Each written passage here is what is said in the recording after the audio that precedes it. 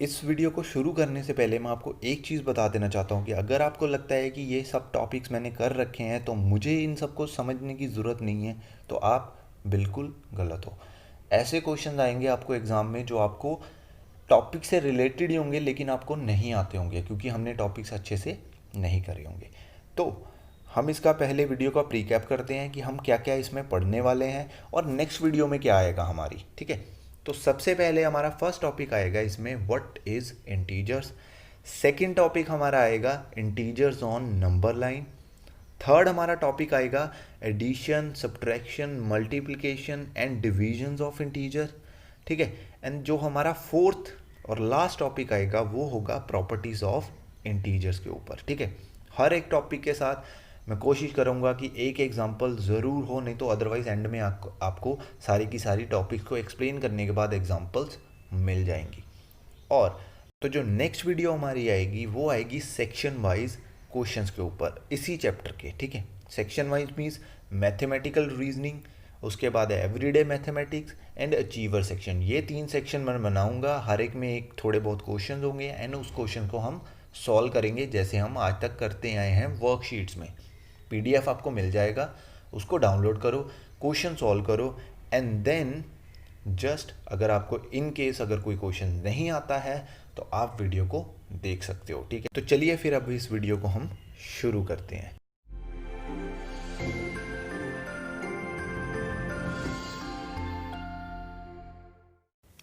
Hello दोस्तों, welcome to my YouTube channel. तो आज की हमारी जो वीडियो होगी वो होगी मैथमेटिक्स ओलंपियाड 2020 की चैप्टर 1 इंटीजर्स से, ठीक है। तो चलिए फिर इस वीडियो को हम शुरू करते हैं। तो सबसे पहला हमारा टॉपिक है what is an integer and integers on number line, ठीक है। इंटीजर्स होते क्या हैं? इंटीजर्स होते हैं a whole number anywhere from 0 to positive infinity और नेगेटिव इन्फिनिटी। अब इसका मतलब आपको समझ आ गया होगा कि 0 से अगर हम नेगेटिव साइड में जाएंगे तब भी इन्फानाइट नंबर हमारे पास आएंगे, अगर हम 0 से पॉजिटिव साइड में जाएंगे तब भी हमारे पास कितने नंबर्स आएंगे? इन्फानाइट नंबर्स ही आएंगे। तो इसी के साथ हमारे पास एक एग्जांपल आती है, जो फर्स्ट एग्जांपल है हमारी वो है स्मॉलेस्ट इंटीजर कौन सा है और बिगेस्ट इंटीजर कौन सा है। तो स्मॉलेस्ट इंटीजर कौन सा होगा? नेगेटिव में कोई भी होगा। और कौन सा होगा? मैंने आपको बताया है कि नेगेटिव इन्फिनिटी और पॉजिटिव इन्फिनिटी। इन्फिनिटी को और क्या बोलते हैं? नॉट डिफाइंड, मतलब उसको अभी तक कोई डिफाइंड ही नहीं कर पाया है। तो स्मॉलेस्ट इंटीजर हमारा क्या होगा? Not defined. बिगेस्ट इंटीजर हमारा क्या होगा? Not defined. इसी के साथ एक और एग्जांपल कर लेते हैं। P and Q are two integers such that, ठीक है, P और Q दो इंटीजर्स हैं, सच दैट कंडीशन जो है P is greater than Q, जो P है वो ग्रेटर है, ठीक है। तो then minus P dash minus Q का क्या आंसर आएगा? साथ में 4 ऑप्शन दिए हुए हैं। अब देखो, अगर P बड़ा है ना Q से, दैट मीन्स P को हम 5 मान लेते हैं, Q को 4 मान लेते हैं। लेकिन जब हम 5 को माइनस में लिखेंगे, P को -5 लिखेंगे, तो वो -4 से बड़ा होगा या छोटा होगा? ऑब्वियसली वो छोटा होगा, क्योंकि माइनस में जितना बड़ा नंबर होगा वो उतना ही छोटा होता जाता है। लेकिन पॉजिटिव के केस में तो उल्टा होता है, ठीक है। पॉजिटिव और नेगेटिव आपको पता है उल्टा होता है। अगर P ग्रेटर देन Q है तो नेगेटिव में Q ग्रेटर देन P होगा, means -Q greater than -P होगा। तो इस क्वेश्चन का आंसर आएगा -P is less than -Q। तो ऑप्शन आपके सामने है, तो ऑप्शन चूज कर लेना। अब हम चलते हैं हमारे नेक्स्ट टॉपिक के ऊपर। तो ये हमारा सेकेंड एग्जाम्पल है, ठीक है। तो सेकेंड एग्जाम्पल में ध्यान से अगर हम देखें तो इसमें उसने बोला है हमसे कि ये जो नंबर लाइन दी हुई है इसको ऑब्जर्व करो एंड देन इसके आंसर्स दो, ठीक है। अब देखो, फर्स्ट ऑप्शन हमें दिया है बी और पूछा है कि कौन सी स्टेटमेंट सही नहीं है, कौन सी वाली सही नहीं है। हमने वो ढूंढनी है जो सही नहीं है, जो सही है उसको हमने छोड़ देना है, ठीक है। तो फर्स्ट ऑप्शन ही देखो, b is greater than 4, -4। b जो है वो -4 से बड़ा है।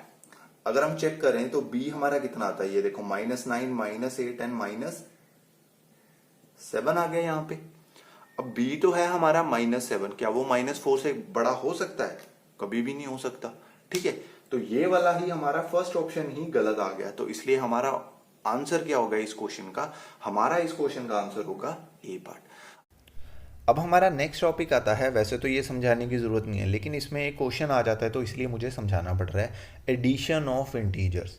अब एडिशन ऑफ इंटीजर्स में एक चीज़ आती है कि sum of two negative integers is negative. वैसे तो आपको ये चीज़ पता है लेकिन फिर भी समझाना था। ठीक है, एंड अगर आप पूछो कि सर एक माइनस वाला हो एक प्लस वाला हो, तो वो सिचुएशंस के हिसाब से चलता है कि माइनस वाला बड़ा है या प्लस वाला बड़ा है, और अगर सब्ट्रैक्ट भी कर रहे हो तो उसमें भी यही सिचुएशन के हिसाब से चलेगा कि कौन सा वाला नंबर बड़ा है। ठीक है, अब हम चलते हैं मल्टीप्लिकेशन के ऊपर। ठीक है, मल्टीप्लिकेशन ऑफ इंटीजर्स। देखो, जब एक नेगेटिव और एक पॉजिटिव मल्टीप्लाई होगा ना तो आंसर आएगा नेगेटिव में। जब एक दो नेगेटिव मल्टीप्लाई होंगे ना तो आंसर आएगा पॉजिटिव में। तो दो नेगेटिव मल्टीप्लाई होते हैं तो आंसर पॉजिटिव में आ रहा है, एक होता है तो नेगेटिव में आ रहा है। दैट मीन्स अगर नेगेटिव नंबर्स ऑड नंबर्स हैं तो आंसर किस में आएगा, नेगेटिव में। अगर नेगेटिव नंबर्स इवन नंबर में हैं, इवन टाइम्स आ रहे हैं, तो आंसर किस में आएगा हमारा, पॉजिटिव में। तो ये इसका मतलब है। इसी के ऊपर आपकी नेक्स्ट एग्जाम्पल है, तो उस एग्जाम्पल को करते हैं। फोर्थ एग्जाम्पल क्या है, जो हमने अभी पढ़ा है टॉपिक मल्टीप्लिकेशन वाला। ठीक है, उसके ऊपर तो देखो इसमें क्या वो बोल रहा है, क्वेश्चन है if we multiply 11 negative integers. मैंने आपको पहले ही बता दिया था, अगर जो नेगेटिव इंटीजर्स हैं वो ऑड होंगे तो आंसर किस में आएगा, किस में आएगा, नेगेटिव में। ठीक है, अगर वो इवन होंगे तो आंसर आएगा पॉजिटिव में। ठीक है, लेकिन यहां पे कितने, 11 क्या है, एक ऑड नंबर, तो आंसर किस में आएगा, नेगेटिव नंबर, नेगेटिव में। अभी तो ये एक पार्ट हुआ, उसके बाद वो बोलता है and 8 positive integers. 8 positive integers, ठीक है, 8 पॉजिटिव इंटीजर्स को मल्टीप्लाई करेंगे तो पॉजिटिव में ही आंसर रहेगा। ठीक है, तो जो नेगेटिव इंटीजर्स का मल्टीप्लाई करके आंसर आया और पॉजिटिव इंटीजर्स का मल्टीप्लाई करके आंसर आया, जब दोनों को हम मल्टीप्लाई करेंगे तो देखो क्या बन जाएगा, ये नेगेटिव नहीं बन जाएगा। ठीक है, तो ये नेगेटिव बन गया तो हमारा आंसर क्या आएगा, उसने पूछा है द रिजल्ट विल बी, तो रिजल्ट क्या होगा, नेगेटिव, इसलिए हमारा ऑप्शन क्या आ गया, करेक्ट, बी। ठीक है, तो ये होगी हमारी फोर्थ एग्जांपल। अब हम चलते हैं नेक्स्ट टॉपिक के ऊपर। इसी के साथ अब देखो हमारा नेक्स्ट टॉपिक जो है वो है डिविजन्स ऑफ इंटीजर। ठीक है, तो डिवीजन ऑफ इंटीजर्स भी बिल्कुल मल्टीप्लिकेशन की तरह ही है। ठीक है, सेम है। अगर नेगेटिव को हम पॉजिटिव से डिवाइड करेंगे तो नेगेटिव में आंसर आएगा, और नेगेटिव को नेगेटिव से करेंगे तो हमारा पॉजिटिव में आंसर आएगा। तो ये तो बिल्कुल सेम है। ठीक है, अब देखो हमारा नेक्स्ट टॉपिक आता है प्रॉपर्टीज ऑफ इंटीजर्स। आगे प्रॉपर्टीज दी हुई हैं, उसकी पिक्चर दी हुई है। अगर आपको चाहिए तो आप वीडियो को पॉज करके उसका स्क्रीनशॉट ले सकते हो एंड उन प्रॉपर्टीज़ को याद कर सकते हो। उस प्रॉपर्टीज़ को वैसे याद करने की ज़रूरत नहीं है, आप क्वेश्चंस आपने अभी तक वैसे काफ़ी सारे कर लिए होंगे। अगर आपने क्वेश्चन कर लिए होंगे तो आपको प्रॉपर्टीज़ समझ आ गई होंगी सारी की सारी, कि प्रॉपर्टीज़ का असल में यूज़ क्या है। ठीक है, तो हमें प्रॉपर्टीज़ ऑफ इंटीजर का यूज़ समझना है, प्रॉपर्टीज़ को रट्टा नहीं मारना है। ओलंपियाड के लिए तो पक्का ही है ये, क्योंकि हमें कोई भी वहाँ पे प्रॉपर्टी नहीं पूछेगा कि ये वाली प्रॉपर्टी कौन सी है। एक क्वेश्चन आ सकता है, मे बी आ जाए तो आ जाए क्वेश्चन, वैसे नहीं आएंगे ऐसे क्वेश्चन। आपको सिर्फ प्रॉपर्टीज़ यूज़ करनी आनी चाहिए। ठीक है, प्रॉपर्टीज़ रट्टे नहीं मारने हैं, प्रॉपर्टीज़ को समझना है कि प्रॉपर्टीज़ का असल में यूज़ क्या है। ठीक है, अब ये एग्जांपल देखो, यहाँ पे देखो उसने बोला है कि -5 इंटू -10 इज इक्वल टू 50। ये हमें फैक्ट एक गिवन है, तो वो फिर पूछ रहा है जो ऑप्शंस में उसने दिए हैं इनमें से ये वाला किसके साथ रिलेट करता है। अब ये वाला किसके साथ रिलेट करता है, इसका मतलब ये नहीं है कि बिल्कुल यही चीज करें और ये आंसर आ जाए, वो पॉसिबल ही नहीं है। क्योंकि डिवीजन में ये थोड़ी चीज पॉसिबल हो सकती है कि मैं 5 और 10 लिखूं एंड उसको 50 लिख दूं। उसका मतलब ये है कि जो यहां पे करा गया है ना, वही चीज आपको ऑप्शंस में भी ऐसा एक ऑप्शन ढूंढना है। देखो माइनस माइनस प्लस हुआ यहाँ पे एंड 5 इंटू 10। बेसिकली वो क्या कहना चाह रहा है, बेसिकली वो कहना चाह रहा है कि जो आप डिवाइड करो ना वो करेक्ट होनी चाहिए बस। अब देखो यहाँ पे ये माइनस था, ये भी माइनस था, आंसर सही है 5, लेकिन माइनस का साइन कैसे आ गया? तो ये वाला ऑप्शन हमारा क्या है? गलत है। उसके बाद देखो, ये 50 था प्लस का और ये माइनस का था, आंसर किस में आना चाहिए था? माइनस में, तो ये भी गलत हो गया। देन नेक्स्ट देखो, -50 डिवाइडेड बाय 5, 10 आंसर सही है, और उसके बाद साथ में माइनस भी है, तो ये वाला हमारा ऑप्शन करेक्ट है। ये वाला तो वैसे ही गलत है, माइनस का साइन कहीं था ही नहीं, तो ये कहां से आया? ठीक है, तो हमारा ऑप्शन सी इस क्वेश्चन में करेक्ट है। तो देखो हमारा जो 6th एग्जांपल है उसमें क्या कह रहा है कि which of the following is different from others. Basically हमें ओड वन आउट करना है। ठीक है, जैसा हम लॉजिकल रीजनिंग में करते हैं कि जो चीज ऑड है उसको बाहर कर दो, मतलब वही आपका करेक्ट आंसर है। तो इसमें भी हमने सेम चीज अप्लाई करनी है। देखो अगर मैं इसको सॉल्व करूं तो मेरा क्या आंसर आएगा? 20 प्लस माइनस माइनस, तो यहाँ पे 25 आ जाएगा, तो क्या आंसर आ जाएगा मेरा? -5। नेक्स्ट देखो, अगर मैं इसको सॉल्व करने जाऊं तो यहाँ पे आएगा -37, माइनस माइनस प्लस, यहाँ पे आ जाएगा 32, तो इधर आ जाएगा -5। माइनस माइनस प्लस, ठीक है, माइनस इंटू माइनस प्लस हो गया, तो ये क्या आ गया हमारा? 5।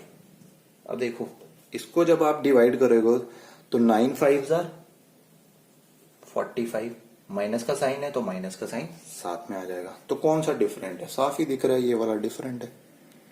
ठीक है, तो ऐसे करके आपने ऑप्शन ढूंढने। तो चलिए हम नेक्स्ट क्वेश्चन है ये वाला। ठीक है, अब देखो इसमें बोर्ड मास रूल लगेगा, तो बोर्ड मास नहीं जिसको पता है तो वो यहां से पढ़ सकता है। जब भी बोर्ड मास रूल लगाना है तो सबसे पहले कौन सी चीज सॉल्व करनी है? ब्रैकेट सॉल्व करनी है, देन डिवाइड करना है, फिर multiply, addition and then subtraction. ठीक है, तो बोर्ड मास वैसे सबको याद ही होगा। तो हमने सबसे पहले क्या पढ़ा? ब्रैकेट। तो ब्रैकेट यहाँ पे कोई है नहीं, तो हम सबसे पहले क्या करेंगे? डिवाइड करेंगे। तो 12 को जब हम 12 से डिवाइड करेंगे तो हमारे पास क्या आएगा?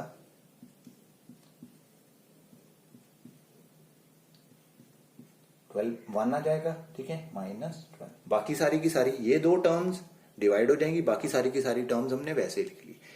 इसके बाद हमने क्या करना है? मल्टीप्लाई करना है, तो मल्टीप्लाई कर दो इन दोनों को, तो ये आ जाएगा 144। बाकी सब की सब जितनी टर्म्स है वो वैसे की वैसे। अब देखो यहाँ पे क्या आ रही है? एडिशन आ रही है। तो एडिशन में क्या गड़बड़ हो जाती है? एडिशन में हमने क्या करना है? हमने सिर्फ जो प्लस वाली टर्म्स है ना, सिर्फ उनको देखना है। तो देखो ये भी पॉजिटिव है, ये भी पॉजिटिव है, तो दोनों को ऐड कर दो। ठीक है, ये कितना आ जाएगा? 145। अब ये दोनों नेगेटिव टर्म्स है ना, तो ये देखो दोनों नेगेटिव टर्म्स भी तो ऐड ही होंगी ना एक तरह की। तो ठीक है, तो इन दोनों को ऐड कर दो। पर ये दोनों है नेगेटिव, इसलिए हमने इनके साथ नहीं करा, क्योंकि वो फिर सब्ट्रैक्शन आ जाती।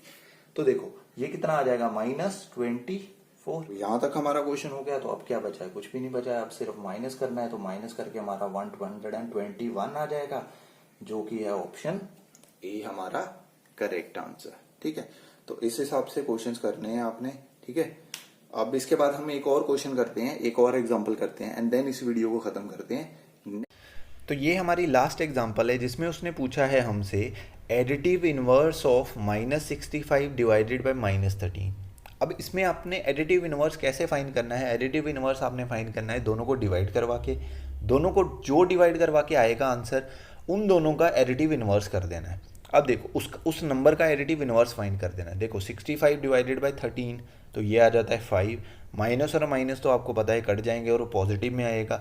तो अगर पॉजिटिव में हमारा आंसर आ रहा है तो उसका एडिटिव इनवर्स क्या होगा? नेगेटिव में। तो इसका आंसर हमारा क्या होगा? -5।